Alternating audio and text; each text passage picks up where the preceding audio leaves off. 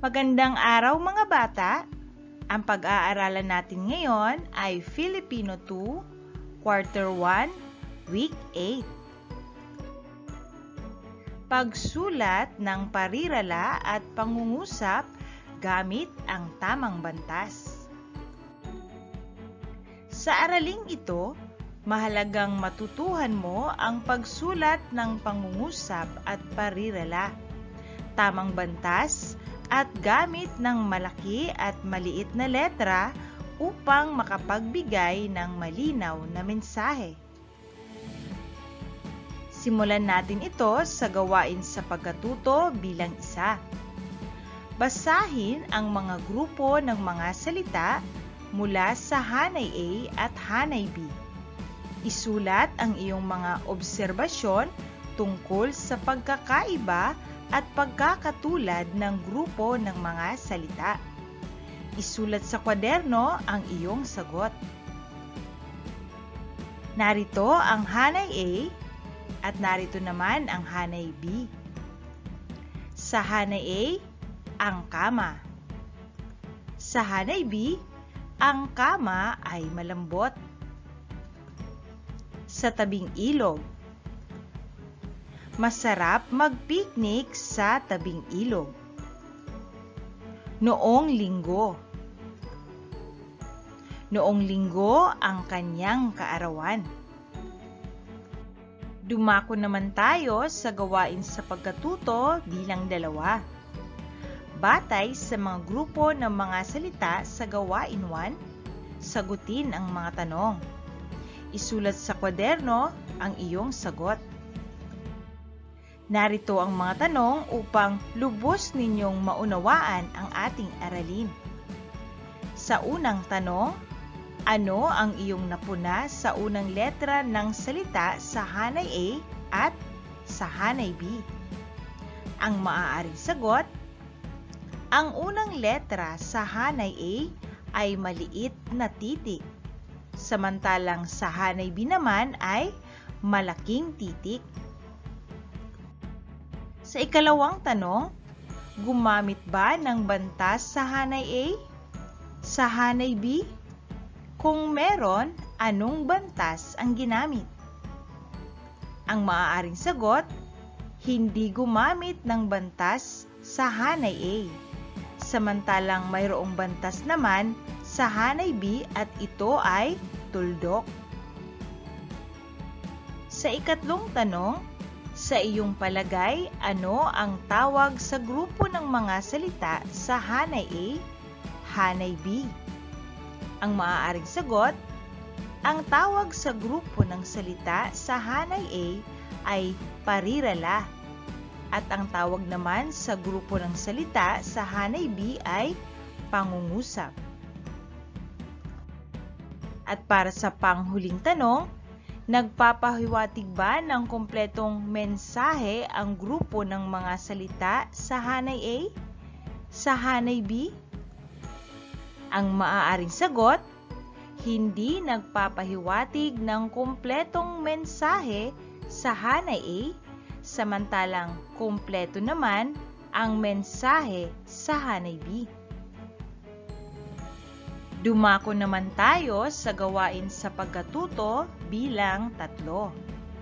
Isulat ang P kung parirala ang lipon ng salita at PG kung pangungusap. Isulat ang iyong sagot sa kwaderno. Sa unang bilang, si Lara ay isang magandang dilag.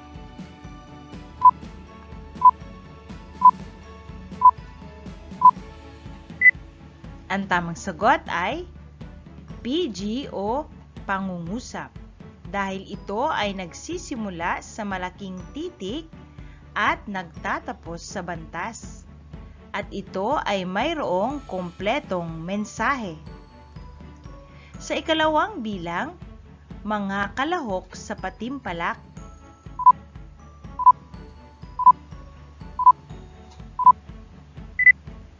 Ang tamang sagot ay letter P o parirala. Kung iyong mapapansin, Ito ay hindi nagsisimula sa malaking titik at wala rin itong bantas. At hindi kumpleto ang mensahe nito. Sa ikatlong bilang, malinis ang silid-aklatan.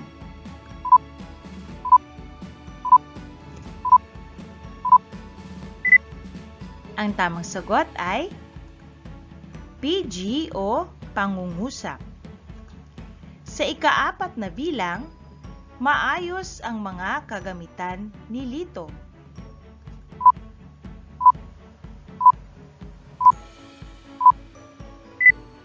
Ang tamang sagot ay PG, ito ay pangungusap.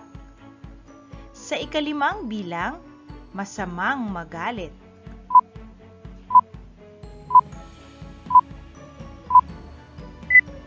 At ang tamang sagot ay letter P, parirala. Gawain sa pagkatuto bilang 4.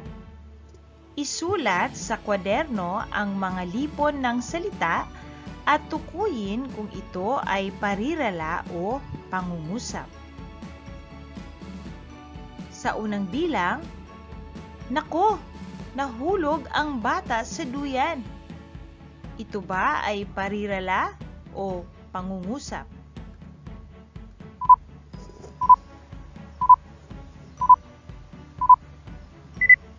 Ang tamang sagot ay pangungusap.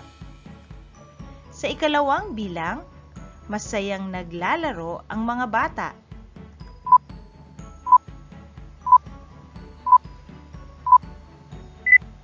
At ang tamang sagot ay pangungusap. Sa ikatlong bilang, mga halaman sa hardin.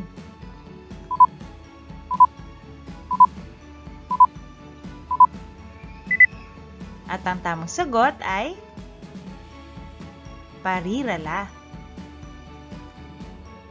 Sa ika-4 na bilang, pasyente sa ospital. Ito ba ay pangungusap o parirala?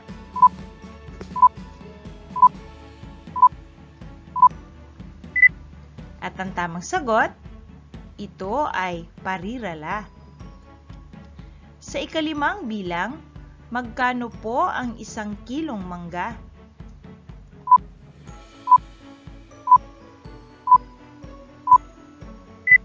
At ang tamang sagot, ito ay pangungusap. Gawain sa pagkatuto bilang 5. Isulat sa kwaderno ang mga sumusunod na pangungusap. Iwasto ang hindi tamang paggamit ng malaking letra. Sa unang bilang, si Romy ay masunuring bata. Para sa gawaing ito ay iwawasto natin ang hindi tamang paggamit ng malaking letra.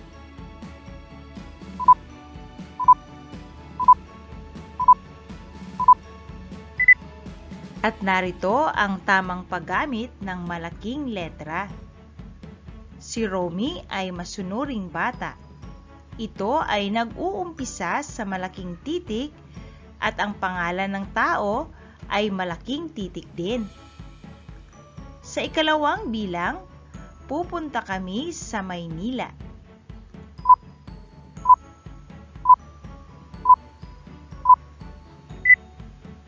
Ang tamang sagot ay malaking titik sa umpisa ng pangungusap at malaking titik din sa pangalang pantangi na lugar na Maynila. Sa ikatlong bilang, ang kanyang kaarawan ay sa ika-7 ng Agosto.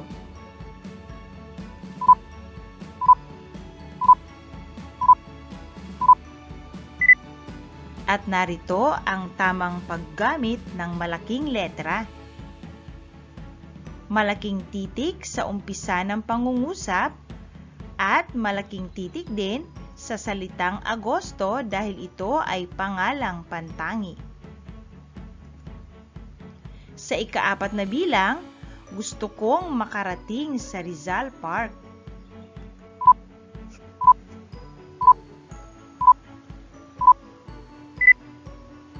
At narito ang tamang paggamit ng malaking letra. Malaking titik sa umpisa ng pangungusap at malaking titik din sa Rizal Park. At sa panghuling bilang, ang tatak ng kanyang lapis ay Mongol.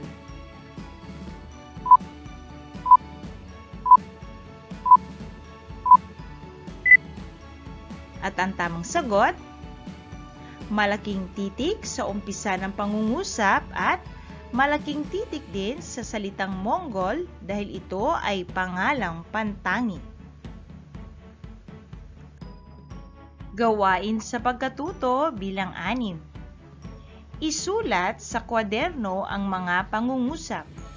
Lagyan ng angkop na bantas ang bawat pangungusap. Sa unang bilang, sunog, sunog. Lalagyan natin ito ng tamang bantas.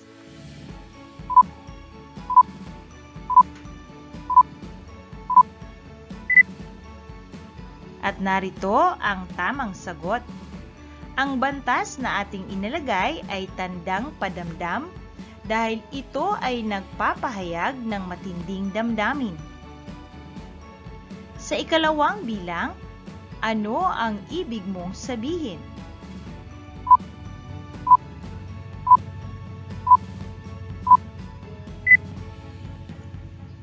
Narito ang tamang sagot. Ang bantas na ating ginamit ay tandang pananong dahil ito ay nagtatanong.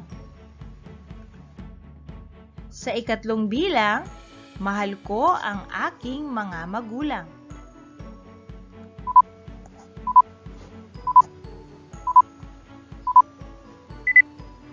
At narito ang tamang sagot. Ang bantas na ginamit ay tuldok. Sa ika-4 na bilang, natatakot ka ba?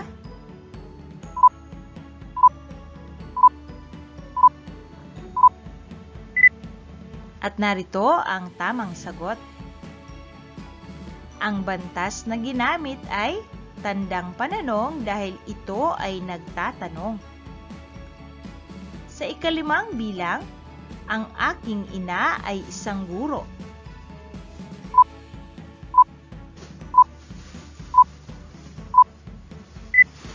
Ang bantas na ginamit ay tuldok. Ang pangungusap ay isang salita o lipon ng mga salita na nagpapahayag ng buong diwa o kaisipan. Nagsisimula ito sa malaking titik, may tamang baybay ng salita at may wastong bantas na tuldok sa huli. Ang parirala ay isang salita o lipon ng mga salita na hindi nagpapahayag ng buong diwa at nagsisimula ito sa maliit na titik at walang bantas sa huli. Gawain sa pagkatuto bilang 7. Dagdagan ang mga sumusunod na parirala upang mabuo ang diwa ng pangungusap. Gumamit ng tamang bantas at malaking titik kung kinakailangan. Gawin ito sa iyong kwaderno. Sa unang bilang, ang awit. Ang maaaring sagot, ang awit na lupang hinirang ang ating pambansang awit. Sa ikalawang bilang, si Ginang Ramos ang maaaring sagot, si Ginang Ramos ang aking guro. Sa ikatlong bilang, ang pamagat ng awit. Ang maaaring sagot, ang pamagat ng awit ay bahay kubo. Sa ika-4 na bilang, ang magkaibigang Romy at Ramon. Ang maaaring sagot, ang magkaibigang Romy at Ramon ay naglalaro sa parke. At sa panghuling bilang, ang Pilipinas. Ang maaaring sagot, ang Pilipinas ay maraming likas na yaman. Gawain sa pagkatuto bilang 8. Tingnan ang bawat larawan. Magsulat ng isang pangungusap at isang parirala. Gamitin ang naaangkop na bantas, baybay, maliit at malaking letra. Narito ang unang larawan. Ang maaaring sagot para sa parirala, ang mga bata. Para sa pangungusap, ang mga bata ay nakikinig sa guro. Narito naman ang ikalawang larawan.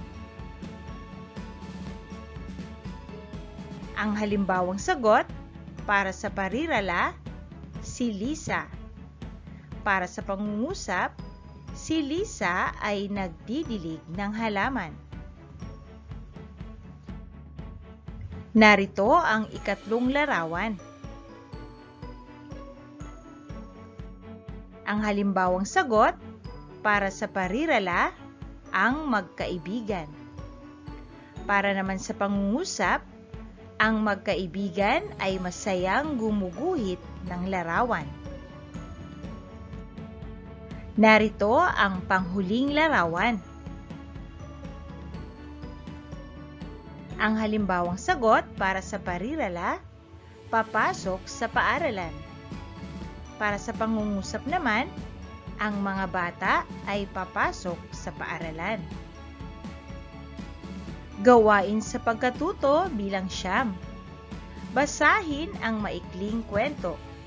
Isulat ito sa kwaderno. Isaalang-alang ang tamang baybay, bantas, at laki at liit ng letra. At narito ang maikling kwento.